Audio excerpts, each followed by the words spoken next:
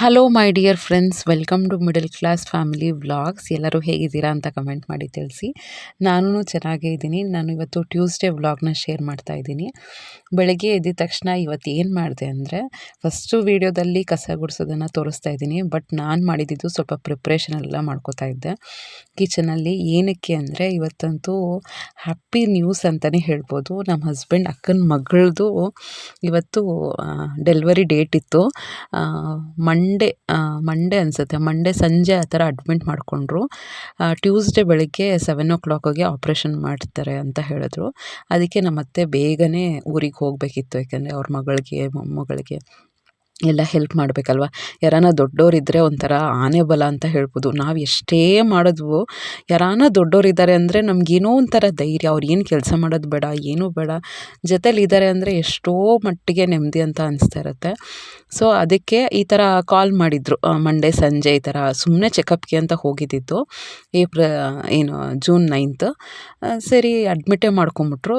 June 10th ಬೆಳಗ್ಗೆ 7 o'clock ಅಷ್ಟೊತ್ತಿಗೆ operation ಮಾಡಿಬಿಡ್ತೀವಿ ಅಂತ. ನಮಗೆ ಏನು ಖುಷಿ ಅಂದರೆ, ನಮ್ಮ ಫ್ಯಾಮಿಲಿಯಲ್ಲೇ ಯಾರೂ ಟ್ವಿನ್ಸ್ ಇರಲಿಲ್ಲ. ಸೊ ಅವ್ರು ಪ್ರೆಗ್ನೆಂಟ್ ಇದ್ದಾಗಲೇ ಗೊತ್ತಿತ್ತು ಅದು ಟ್ವಿನ್ಸು ಅಂತ. ಅದೊಂದು ಕ್ಯೂರಿಯಾಸಿಟಿ, ಯಾವ ಮಗು ಆಗುತ್ತೆ, ಹೇಗಿರುತ್ತೆ ಟ್ವಿನ್ಸು, ನೋಡೋಕ್ಕೆ ಹೇಗಿರುತ್ತೆ, ಈ ಥರ ಎಲ್ಲ ಕ್ಯೂರಿಯಾಸಿಟಿ ಇತ್ತು. ಸೊ ಫೈನಲಿ ಡೆಲಿವರಿ ಆಯಿತು ಬೆಳಗ್ಗೆ. ಸೊ ಟ್ವಿನ್ಸ್ ಬಾಯ್ ಬೇಬಿ ತುಂಬ ಚೆನ್ನಾಗಿದ್ದಾರೆ. ನಾನು ಅದು ಫೋಟೋ ಎಲ್ಲ ರಿವೀಲ್ ಮಾಡೋಕ್ಕೆ ಹೋಗಲ್ಲ, ಬಟ್ ತುಂಬ ಚೆನ್ನಾಗಿದ್ದಾರೆ. ಸ್ವಲ್ಪ ನೋಡೋಕ್ಕೆ ಐಡೆಂಟಿಕಲ್ ಟ್ವಿನ್ಸ್ ಥರನೇ ಇದ್ದಾರೆ, ನೋಡೋಕ್ಕೆ ಒಂದೇ ಥರ ಇದ್ದಾರೆ. ಸೊ ಬೆಳೀತಾ ಬೆಳೀತಾ ಹೇಗೆ ಅಂತ ನೋಡಬೇಕು. ಸೊ ಅದಕ್ಕೇ ಬೇಗ ಹೋಗಬೇಕು ಅಂತ ಅಂದ್ರಲ್ವ, ಮಗಳೂ ಕರೆದ್ರು. ಬೇಗ ಅಡುಗೆ ಮಾಡೋಣ, ಇಲ್ಲಾಂದರೆ ಹಾಗೆ ಹೊರಟೋದ್ರೆ ಇಡೀ ದಿನ ಜರ್ನಿಲಿ ಇದಾಗೋಗುತ್ತೆ. ಸೊ ಫಸ್ಟ್ ಅಡುಗೆ ಕೆಲಸ ಮುಗಿಸ್ಬಿಟ್ಟು ಅವರು ಬೇಗ ಹೊರಡಂಗಿದ್ರೆ ನಾವು ಆಮೇಲೆ ಅರ್ಜೆಂಟಲ್ಲಿ ಏನೋ ಒಂದು ಮಾಡ್ಕೊಡೋದು ಅದೆಲ್ಲ ಚೆನ್ನಾಗಾಗಲ್ಲ. ಸ್ವಲ್ಪ ಹೊಟ್ಟೆ ತುಂಬ ತಿನ್ಕೊಂಡು ಹೋದರೆ ಅವ್ರಿಗೂ ಸಮಾಧಾನ, ನಮಗೂ ಸಮಾಧಾನ. ಆಮೇಲೆ ಹಸ್ಬೆಂಡು ಡ್ರಾಪ್ ಮಾಡ್ತೀನಿ ಅಂತ ಅಂದರು. ಸರಿ ಅಂತ ಅಂದ್ಬಿಟ್ಟು ಆಮೇಲೆ ಅಡುಗೆ ಮಾಡಿ ಆಮೇಲೆ ಒಂದು ಎಷ್ಟು ಗೊತ್ತಾ, 6:20 6:30ಕ್ಕೆ ನಾನು ಹೊರಗಡೆ ಬಂದಿದ್ದು. ಸ್ವಲ್ಪ ಕ್ಲೀನ್ ಮಾಡೋಣ ಅಂತ ಎಲ್ಲ, ಹೊರಗಡೆ ಎಲ್ಲ ರಂಗೋಲಿ ಹಾಕೋಣ ಅಂತೆಲ್ಲ. ಆಮೇಲೆಲ್ಲ ಕ್ಲೀನ್ ಮಾಡಿ ಒಂದು 6:50ಕ್ಕೆ ಅನಿಸುತ್ತೆ, 6:50ಇಂದ ಒಂದು 7:15 ಅಷ್ಟೇ ಒಂದು 25 ನಿಮಿಷ ವಾಕಿಂಗ್ ಹೋದೆ. ಆಮೇಲೆ ನಮ್ಮ ಅತ್ತೆ ಅಂದರು ಸರಿ ಹೊರಡ್ತೀನಿ ಅಂತ. ನನಗೆ ಅನಿಸ್ತು, ನಾನು ಕಾಲೇಜಲ್ಲಿ ನನಗೆ ವರ್ಕ್ ಮಾಡ್ತಿದ್ವಿ, ಸ್ವಲ್ಪ ಇಂಪಾರ್ಟೆಂಟ್ ವರ್ಕ್ ಇತ್ತು, ತುಂಬ ಹೆಕ್ಟಿಕ್ ವರ್ಕ್ ಇತ್ತು. ಅದಕ್ಕೆ ನಮ್ಮ ಕೊಲೀಗ್ಸ್ ಎಲ್ಲ ಒಂದು ಇನ್ಸ್ಟೆಂಟ್ ಟೀ ತಂದಿದ್ರು. ನಾನು ನಿಮಗೆ ಮುಂದಿನ ವ್ಲಾಗಲ್ಲಿ ತೋರಿಸ್ತೀನಿ, ಈ ವ್ಲಾಗಲ್ಲಿ ಇನ್ಕ್ಲೂಡ್ ಮಾಡಿಲ್ಲ ವೀಡಿಯೋನ. ಆ ಇನ್ಸ್ಟೆಂಟ್ ಟೀ ಹೇಗೆ ಅಂದರೆ, ಅದನ್ನು ಬಿಸಿನೀರಿಗೆ ಹಾಕ್ಬಿಟ್ರೆ ಕುಡಿಬೋದು. ಅದನ್ನು ತುಂಬ ಚೆನ್ನಾಗಿರುತ್ತೆ. ಏಲಕ್ಕಿ ಫ್ಲೇವರ್ ಇರುತ್ತೆ, ಆಮೇಲೆ ಶುಂಠಿ ಫ್ಲೇವರ್ ಇರುತ್ತೆ, ಈ ಥರದ್ದೆಲ್ಲ ಡಿಫ್ರೆಂಟ್ ಫ್ಲೇವರ್ಸ್ ಇರುತ್ತೆ. ಸೊ ಆ ಥರ ಫ್ಲೇವರ್ಸ್, ಆ ಥರ ಮಸಾಲ ಟೀ ಅದೆಲ್ಲ ನಮ್ಮ ಕೊಲಿಗೋರು ಮಸಾಲ ಟೀ ತಂದಿದ್ರು. ತಲೆ ನೋವ್ತಿತ್ತು ಅಲ್ಲಿ ಕಾಲೇಜಲ್ಲಿ, ಎಕ್ಟಿಕ್ ಕೆಲಸ, ಕಂಟಿನ್ಯೂಸ್ 8 ಪೀರಿಯಡು ನಾವು ಕುತ್ಕೊಂಡು ಮಾಡ್ತಾಯಿದ್ವಿ. ಸೊ ಅದಕ್ಕೆ ಈ ಥರ ತುಂಬ ಸುಸ್ತಾಗ್ತಿತ್ತು. ಅದು ಎಷ್ಟು ಅಂದರೆ, ಅದು ಮೆಂಟಲ್ ವರ್ಕ್ ಜಾಸ್ತಿ ಫಿಸಿಕಲ್ಗಿಂತ.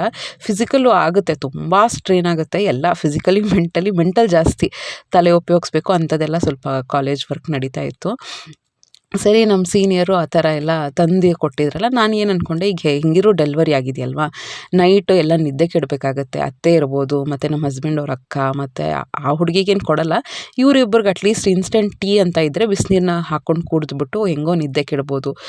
ನನಗೆ ಅನುಭವ ಆಗೋಗಿದೆಯಲ್ಲ. ನಂದು first one normal, second one caesarean. ಯಾಕೆಂದರೆ ಬ್ರೀಚ್ ಕಂಡೀಷನ್ ಅಂತ ಇತ್ತು. ಈ ಚಿಕ್ಕವಳಿದ್ದಾಳಲ್ಲ, ಹೊಟ್ಟೆಲಿ ಇದ್ದಾಗಿಂದ್ರೇ ತಲೆ ಮೇಲೆ ಇತ್ತು, ಅವಳದು ಟರ್ನ್ ಆಗೇ ಇರಲಿಲ್ಲ. ಇನ್ಫ್ಯಾಕ್ಟ್ ಆ ಡಾಕ್ಟ್ರೂ ಟ್ರೈ ಮಾಡಿದ್ರು ಟರ್ನ್ ಮಾಡೋಕ್ಕೆ, ಮತ್ತೆ ಹೋಗಿ ಮೇಲೆ ಕೂತ್ಕೊಂಡ್ಳು, ಆಯಿತಾ. ಅದಕ್ಕೆ ಇದೆಲ್ಲ ಆಗಲ್ಲ ಅಂತ ಅವಳದು July 30ಗೆ ಆಪ್ರೇಷನ್ ಸಿಸೇರಿಯನ್ ಮಾಡಿ ತೆಗೆದ್ರು. ಫಸ್ಟ್ ಅವಳು ನಾರ್ಮಲ್ ಆಗಿತ್ತು, ಎಷ್ಟು ಆರಾಮಾಗಿತ್ತು ಅಂದರೆ, ಸೆಕೆಂಡು ತುಂಬ ಕಷ್ಟಪಟ್ಟಿದ್ದೀನಿ ನಾನು.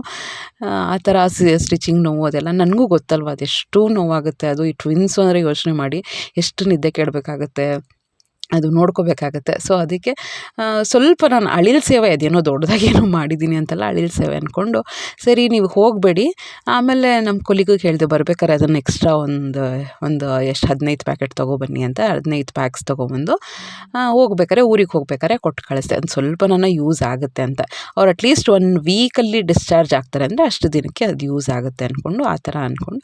ಸೊ ಎಲ್ಲ ಒಂದು ಮ್ಯೂಚುವಲ್ ಹೆಲ್ಪ್ ಅಷ್ಟೇ, ಏನೋ ದೊಡ್ಡದಾಗೆ ಮಾಡಬೇಕು ಅಂತ ಏನಿಲ್ಲ. ಇಲ್ಲ. ಏನೋ ನಿಮ್ಮ ಕೈಲಾಗದಷ್ಟು ಮಾಡಿದ್ರೂ ನಮ್ಮದ್ರಲ್ಲಿ ಏನೋ ಮನುಷ್ಯತ್ವ ಇರುತ್ತೆ.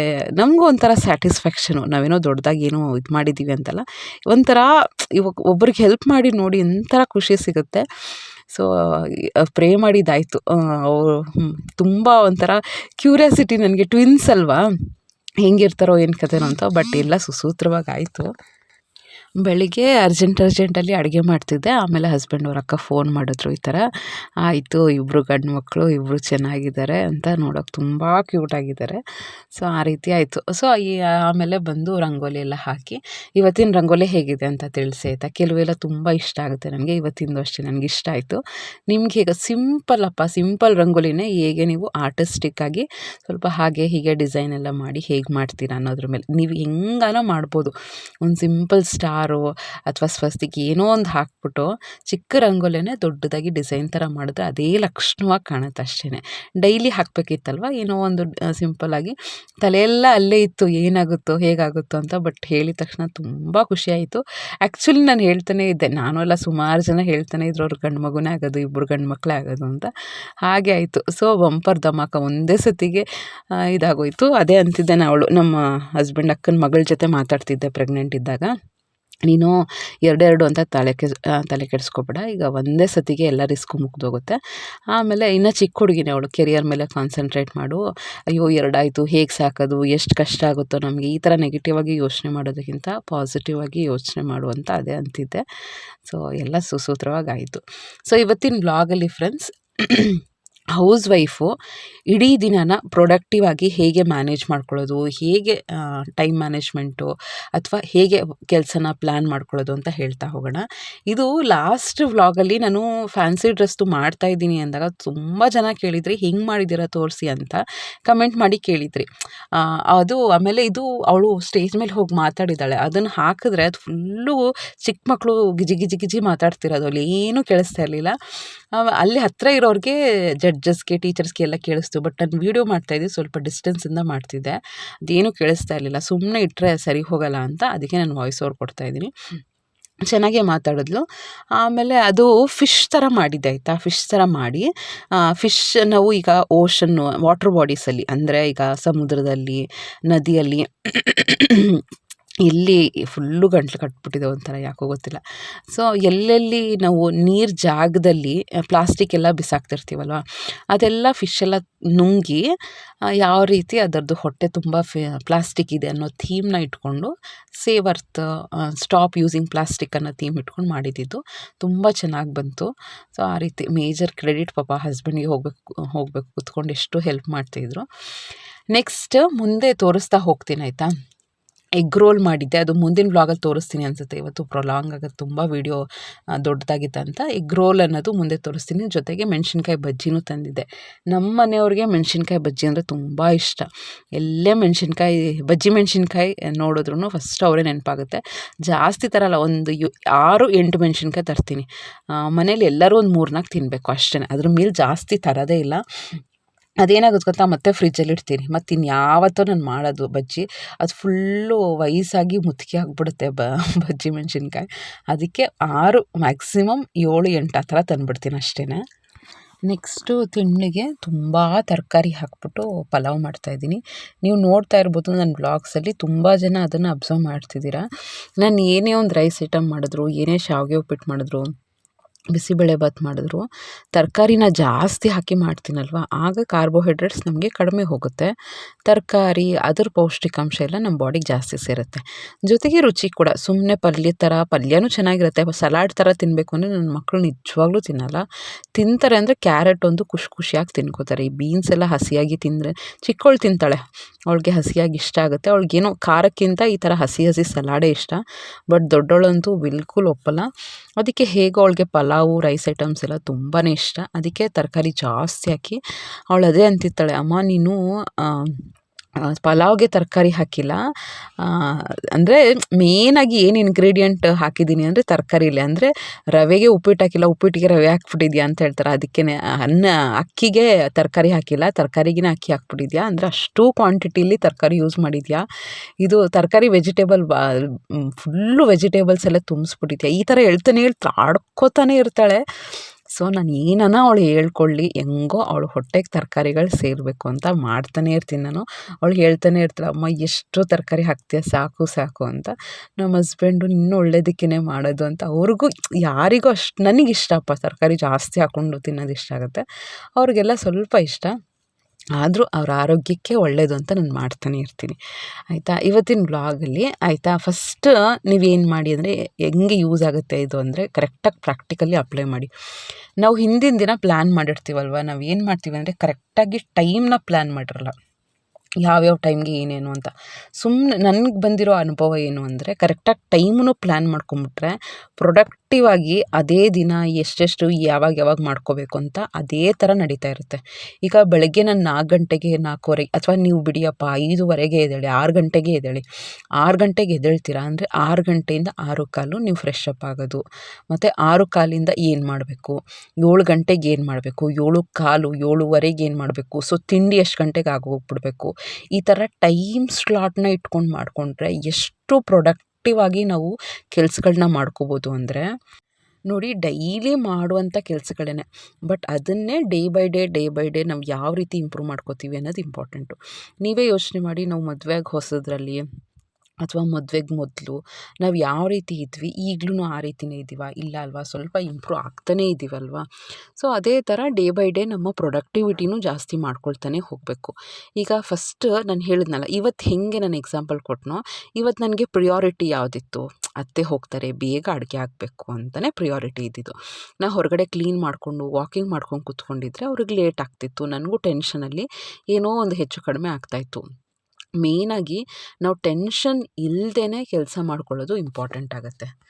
ಕೆಲಸ ಮಾಡಲೇಬೇಕು, 24 ಅವರ್ಸೂ ಕರೆಕ್ಟಾಗಿ ಪ್ಲ್ಯಾನ್ ಮಾಡ್ಕೊಳ್ಳೇಬೇಕು, ಆಯಿತಾ. ಅದನ್ನೇ ನಮ್ಗೆ ಹೇಗೆ ಕಂಫರ್ಟೋ, ನಾವು ಏನು ಖುಷಿಯಾಗಿ ಎಂಜಾಯ್ ಮಾಡ್ಕೊಂಡು ಮಾಡ್ಬೋದೋ ಅದರ ಥರ ಪ್ಲ್ಯಾನ್ ಮಾಡಿಕೊಂಡ್ರೆ ಅದು ಇಂಪಾರ್ಟೆಂಟ್ ಆಗುತ್ತೆ, ಆಯಿತಾ. ನನಗೆ ಯಾವಾಗಲೂ ಇಂಪಾರ್ಟೆಂಟು ಬೆಳಗ್ಗೆ ಅಡುಗೆ ಮುಗ್ದೋಗ್ಬಿಡ್ಬೇಕು. ಅಂದರೆ ಬೇರೆಯವ್ರು ಹಸುಕೊಂಡಿದ್ದರೆ ನನಗೊಂಥರ ಟೆನ್ಷನ್ ಆಗಿಬಿಡುತ್ತೆ, ಬೇರೆದೆಲ್ಲ ನಿಧಾನಕ್ಕೆ ಮಾಡ್ತಿರ್ತೀನಿ. ನೀವು ಅಬ್ಸರ್ವ್ ಮಾಡಿದ್ದೀರಾ, ಇನ್ ಕೇಸ್ ನಾವೇನಾದರೂ 5 ಗಂಟೆಗೆ ಎದ್ದಿದ್ದೀನಿ ಅಂದರೆ ನಾನು ವಾಕಿಂಗ್ ಹೋಗೋದು ಸ್ವಲ್ಪ ಡಿಲೇ ಮಾಡ್ತೀನಿ. 4:15 4:15 ಎದ್ದಿದ್ದೀನಿ ಅಂದರೆ ಫಸ್ಟ್ ವಾಕಿಂಗ್ ಹೋಗ್ತೀನಿ. ಸೊ ನನ್ನ ಟೈಮ್ ಸ್ಲಾಟ್ ಅದು 4:15 4:45 5 ಗಂಟೆ ಆ ಥರ ಟೈಮ್ ಸ್ಲಾಟಲ್ಲಿ ವಾಕಿಂಗ್ ತುಂಬ ಚೆನ್ನಾಗಾಗುತ್ತೆ. ಇನ್ ಕೇಸ್ ನೈಟ್ ಮಲ್ಗೋದು ಲೇಟ್ ಆಯಿತು, ಅಥವಾ ನನಗೇನೋ ಮಂತ್ಲಿ ಪ್ರಾಬ್ಲಮ್ ಆಯಿತು, ನನಗೆ ಹುಷಾರಿಲ್ಲ, ಈ ಥರ ಏನಾದರೂ ನನ್ನ ಚಿಕ್ಕ ಮಗಳು ಒದ್ದು ನಿದ್ದೆ ಕೊಟ್ಟಿಲ್ಲ, ಈ ಥರ ಏನಾದರೂ XYZ ರೀಸನ್ನಿಂದ ನನಗೆ ರಾತ್ರಿ ನಿದ್ದೆ ಆಗಿಲ್ಲ ಅಂದರೆ ಒಂದು 5:15 ಎದ್ದೇಳ್ತೀನಿ, ಆಯಿತಾ. ಆ ಟೈಮಲ್ಲಿ ಫಸ್ಟ್ ನನ್ನ ಪ್ರಿಫರೆನ್ಸ್ ಇರೋದು ಅಡುಗೆಗೆ ಒಂದು 70% ಮುಗಿಸ್ಬಿಟ್ಟಿರ್ತೀನಿ. ಬಸ್ಸಾರಿದ್ದರೆ ಕೂಗಿಸ್ಕೊಳ್ಳೋದು, ಅದಕ್ಕೆ ಮಸಾಲೆ ಎಲ್ಲ ಫ್ರೈ ಮಾಡ್ಕೊಳ್ಳೋದು. ಈಗ ನೋಡಿ ತರಕಾರಿ ಇದನ್ನೆಲ್ಲ ಏನು ಮಾಡಿದೆ ಗೊತ್ತಾ, ನಾನು ತರಕಾರಿನೆಲ್ಲ ಚಾಪ್ ಮಾಡಿ ಆಮೇಲೆ ಅದು ಮಸಾಲೆ ಎಲ್ಲ ರುಬ್ಬಿ ಆಮೇಲೆ ನಾನು ಎಲ್ಲ ಹೊರಗಡೆ ಹೋಗಿ ಕ್ಲೀನ್ ಮಾಡಿದ್ದು. ಈಗ ವೀಡಿಯೋ ಎಡಿಟಿಂಗ್ ಮಾತ್ರ ಸ್ಟಾರ್ಟಿಂಗ್ ರಂಗೋಲಿ ಇಟ್ಟಿದ್ದೀನಿ, ಏಕೆಂದರೆ ನೋಡೋರ್ಗೆ ಇಷ್ಟ ಆಗುತ್ತೆ ರಂಗೋಲಿ ಸ್ಟಾರ್ಟಿಂಗೆಲ್ಲ ಇದ್ದರೆ. ಸುಮಾರು ಜನ ನನ್ನ ಬ್ಲಾಗಲ್ಲಿ ಫ್ಯಾನ್ಸ್ ಇರೋದೇ ರಂಗೋಲಿಗೆ, ಮತ್ತು ನನ್ನ ಮೋಟಿವೇಶ್ನಲ್ ಮಾತುಗಳನ್ನ ಹೇಳ್ತಾ ಇರ್ತೀನಲ್ಲ ಅದಕ್ಕೆ, ಮತ್ತು ರೆಸಿಪೀಸ್ಗೆ ಲಾಸ್ಟು. ಸೊ ಅದಕ್ಕೆ ಅವ್ರಿಗೆ ಡಿಸಪಾಯಿಂಟ್ ಆಗಬಾರ್ದು ಅಂತ ಸ್ಟಾರ್ಟಿಂಗಲ್ಲೇ ರಂಗೋಲಿ ಇಟ್ಟಿರ್ತೀನಿ. ನನ್ನ ಥರನೇ ನನ್ನ ಸಬ್ಸ್ಕ್ರೈಬರ್ಸ್ಗೂ ಕೂಡ ರಂಗೋಲಿ ಅಂದರೆ ತುಂಬಾ ಇಷ್ಟ, ನನಗದಿಷ್ಟ ಆಯಿತು. ತುಂಬ ಅಂದರೆ ಲೈಕ್ ಮೈಂಡೆಡ್ ಅಂತ ಹೇಳ್ತೀವಲ್ವ, ಅದಕ್ಕೇ ಸಬ್ಸ್ಕ್ರೈಬ್ ಮಾಡ್ಕೊಂಡಿರ್ತೀರ, ಲೈಕ್ ಮಾಡಿರ್ತೀರ. ನಿಮ್ಮ ಥರನೇ ಏನೋ ಗುಣಗಳನ್ನ ನನ್ನಲ್ಲಿ ನೋಡಿರ್ತೀರ, ನನ್ನಿಂದ ಏನೋ ಕಲಿತಾ ಇರ್ತೀರ, ಅಥವಾ ನಿಮ್ಮಿಂದ ನಾನೇನೋ ಕಲಿತಾ ಇರ್ತೀನಿ. ಎಷ್ಟೊಂದು ಜನ ಎಷ್ಟು ಒಳ್ಳೊಳ್ಳೆ ಕಮೆಂಟ್ ಹಾಕ್ತೀರಾ, ಈ ಥರ ಮಾಡಿ ಆ ಥರ ಮಾಡಿ. ಇವತ್ತಿನವರೆಗೂ ನನಗಂತೂ ಒಂದೂ ನೆಗೆಟಿವ್ ಕಮೆಂಟ್ ಬಂದೇ ಇಲ್ಲ. ಸೊ ಇನ್ನು ಬಡ್ಡಿಂಗ್ ಸ್ಟೇಜ್ ಅಲ್ವಾ, ಸದ್ಯದಲ್ಲೇ 10,000 ಸಬ್ಸ್ಕ್ರೈಬರ್ಸು ಮುಗಿಯುತ್ತೆ. ತೋ ಇನ್ನೂ ಕಷ್ಟಪಟ್ಟು ಮಾಡೋಣ ಅಂತ ಅನಿಸುತ್ತೆ. ಸೊ ಈ ಮನೇಲಿ ಈಗಿಂತ ಆ ಮನೇಲಿ ಹೋದಾಗ ಸ್ವಲ್ಪ ರೆಗ್ಯುಲರಾಗಿ ನೀಟಾಗಿ ಮಾಡ್ತಾ ಇರ್ತೀನಿ. ಇಲ್ಲಿ ಸ್ವಲ್ಪ ಬ್ಯುಸಿ ಇರೋದ್ರಿಂದ ನಾನು ಶಿಫ್ಟ್ ಆಗಿದ ತಕ್ಷಣ ಎಲ್ಲ ನೀಟಾಗಿ ಆಗುತ್ತೆ, ನಂದು ರೊಟೀನು ನೀಟಾಗಿ ಸೆಟಪ್ ಆಗುತ್ತೆ. ಸೊ ವ್ಲಾಗ್ಸ್ ರೆಗ್ಯುಲರಾಗಿ ಬರುತ್ತೆ, ಆಯಿತಾ. ಸೊ ಬಟ್ ಇಷ್ಟು ಲೆವೆಲ್ಗೆ ನಾನು ಎಕ್ಸ್ಪೆಕ್ಟೇ ಮಾಡಿರಲಿಲ್ಲ. ಎಷ್ಟೋ ಜನ ಒಂದು 5 ವರ್ಷ ಆ ಥರ ಕಷ್ಟಪಟ್ರೂ 10,000 5,000 ಆ ಥರ ಇರ್ತಾರೆ. ಬಟ್ ನನಗೆ ನಾನೇನೋ ದೊಡ್ಡದಾಗಿದ್ದೇನಲ್ಲ, ಇನ್ನು ಇದಕ್ಕಿಂತನೂ ಸಾಧಿಸಿದ್ದಾರೆ. ಒಂದು ವರ್ಷಕ್ಕೆ ಎಷ್ಟೊಂದು ಒಂದು ವರ್ಷಕ್ಕೆ ಇಷ್ಟು ಸಾಧಿಸಿದ್ದೀನಿ, ಸಾಕು ನನಗೆ ಸ್ಯಾಟಿಸ್ಫ್ಯಾಕ್ಷನ್ ಇದೆ. ಯಾಕೆಂದರೆ ನಾನು ವರ್ಕಿಂಗು ಆಗಿರೋದ್ರಿಂದ ಇಷ್ಟು ಮಟ್ಟಿಗೆ ಇದು ಮಾಡಿದ್ದೀನಿ. ರೆಗ್ಯುಲರಾಗಿ ಮಕ್ಳು ಇಟ್ಕೊಂಡು ಬೇರೆ ಕಮಿಟ್ಮೆಂಟ್ಸ್ ಇಟ್ಕೊಂಡು ಸಾಕು, ಅದು ಬೇಕು ಇದು ಬೇಕು ಅಂತ ಎಲ್ಲ ಆಸೆ ಪಟ್ಟು ನಮಗಿರೋದನ್ನೇ ನಾವು ಮರ್ತು ಬಿಡ್ತೀವಿ. ನಾವು ಇರೋದ್ರಲ್ಲೇ ಖುಷಿ ಪಡ್ತಾ ಇರಬೇಕು. ಆ ಶಾರ್ಟ್ಸ್ ಹಾಕಿದ್ದೆ ನಾನು, ನಮಗೇನಿದೆ ಅದರಲ್ಲೇ ಖುಷಿ ಪಡಬೇಕು ಅಂತ. ಅದಕ್ಕೆ ಎಷ್ಟೋ ಜನ ಖುಷಿ ಪಟ್ಟಿದ್ದಾರೆ ಅಂದರೆ ಹೌದು ಅನಿಸುತ್ತೆ. ನಮಗೆಲ್ಲ ಲೈಫ್ ಲೆಸನ್ಸ್ ಗೊತ್ತಿರುತ್ತೆ, ಬಟ್ ಆದರೂ ನಾವು ಅದನ್ನು ಫಾಲೋ ಮಾಡಲ್ಲ. ಸಾಕು ನಮಗೇನಿರುತ್ತೆ, ನಮ್ಗೆ ಎಷ್ಟಿರುತ್ತೆ ಅದು ಮಾತ್ರದಲ್ಲೇ ಖುಷಿ ಪಡ್ತಾಯಿದ್ರೆ ಲೈಫ್ ತುಂಬ ನೆಮ್ಮದಿಯಾಗಿರುತ್ತೆ. ಇಲ್ಲ ನನಗೆ ಅದು ಸಿಕ್ಕಿಲ್ಲ ಇದು ಸಿಕ್ಕಿಲ್ಲ ಅಂತ ಬೇಜಾರು ಮಾಡ್ಕೊಂಡು ಕೂತ್ಕೊಂಡ್ರೆ ನಾವು ಯಾವುದ್ರಲ್ಲೂ ಖುಷಿ ಪಡ್ಕೊಳ್ಳಲ್ಲ. ಡೈಲಿ ಎದ್ದೇಳ್ತೀರಾ ಅಂದರೆ ಹಿಂದಿನ ದಿನ ನೀಟಾಗಿ ಪ್ಲ್ಯಾನ್ ಮಾಡ್ಕೊಳ್ಳಿ ಅಪ್ಪ, ಖುಷಿಯಾಗಿ ಮಾಡ್ಕೊಳ್ಳಿ. ನೀವು ಪ್ಲ್ಯಾನ್ ಮಾಡ್ಕೊಂಡು ನೀಟಾಗಿ ಬರ್ಕೊಂಡು ಅದನ್ನು ಅಂಟಿಸ್ಕೊಂಡು ಏನು ಮಾಡಿದ್ರೂ ಕೂಡ ನೀವು ಖುಷಿಯಾಗಿ ಮಾಡಿಲ್ಲ, ಆ್ಯಕ್ಟಿವ್ ಆಗಿಲ್ಲ, ಅದನ್ನು ಇಷ್ಟಪಟ್ಟು ಮಾಡ್ತಿಲ್ಲ ಅಂದರೆ ಆ ಕೆಲಸಗಳನ್ನ ಫುಲ್ಫಿಲ್ ಮಾಡೋಕ್ಕೆ ಸಾಧ್ಯ ಇಲ್ಲ. ಅದನ್ನೇ ಇಷ್ಟಪಟ್ಟು ಮಾಡಿ. ನಾನೇ ಏನಕ್ಕೆ ಮಾಡಬೇಕು, ನಾನೇ ಏನಕ್ಕೆ ಎದ್ದೇಳಬೇಕು ಅಂತ ಅಂದ್ಕೊಳ್ಳೋ ಬದಲು ಖುಷಿಯಾಗಿ ಎದ್ದೇಳಿ. ಅದಂತೂ ತುಂಬ ಖುಷಿಯಿಂದ ಮಾಡಿ. ಎದ್ದೇಳೋದು ಮಾತ್ರ ಬೇಜಾರು ಮಾಡ್ಕೊಳ್ಳೇಬೇಡಿ. ನಿಮಗೆ ನಾಳೆ ಬೆಳಗ್ಗೆ ಎದ್ದಿದ ತಕ್ಷಣ ಈ ಡೈಲಾಗ್ ನೆನಪಿರಲಿ.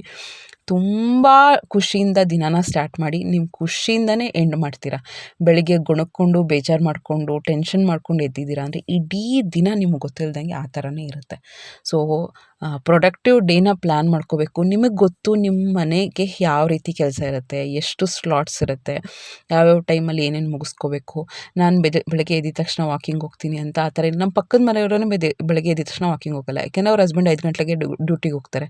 ಅವ್ರು ಬೆಳಗ್ಗೆ ಎದ್ದಿದ ತಕ್ಷಣ ತಿಂಡಿ ಮಾಡ್ತಾರೆ, ಏನೋ ಒಂದು ಮಾಡ್ತಿರ್ತಾರೆ. ಸೊ ಒಬ್ಬೊಬ್ರದ್ದು ಒಂದೊಂದು ಥರ ಸ್ಲಾಟ್ಸು. ಅದರ ಪ್ರಕಾರ ನಾವು ಕರೆಕ್ಟಾಗಿ ಪ್ಲ್ಯಾನ್ ಮಾಡಿಕೊಂಡ್ರೆ ಇಡೀ ದಿನಾನ ಖುಷಿಯಾಗಿ ಪ್ರೊಡಕ್ಟಿವ್ ಆಗಿ ಮ್ಯಾನೇಜ್ ಮಾಡ್ಕೋಬೋದು. ಮುಂದಿನ ಬ್ಲಾಗಲ್ಲಿ ನಾನು ತುಂಬ ಶಾಪಿಂಗ್ ಮಾಡಿದ್ದೀನಿ, ಗ್ರಾಸರಿ ಶಾಪಿಂಗು. ಅದರದ್ದು ಡೀಟೇಲ್ ವ್ಲಾಗ್ನ ಹಾಕ್ತೀನಿ ನೋಡಿ. ಬಿಲ್ ಎಷ್ಟಾಯಿತು, ಏನೇನು ತೊಗೊಂಡಿರ್ತೀನಿ. ಫುಲ್ ಮಂತ್ಲಿ ಗ್ರಾಸರಿ ಅಂತ ಹೇಳಲ್ಲ, ಪಾರ್ಷಲಿ ಒಂದು 60% ಗ್ರಾಸರಿ ತಂದಿದ್ದೀನಿ.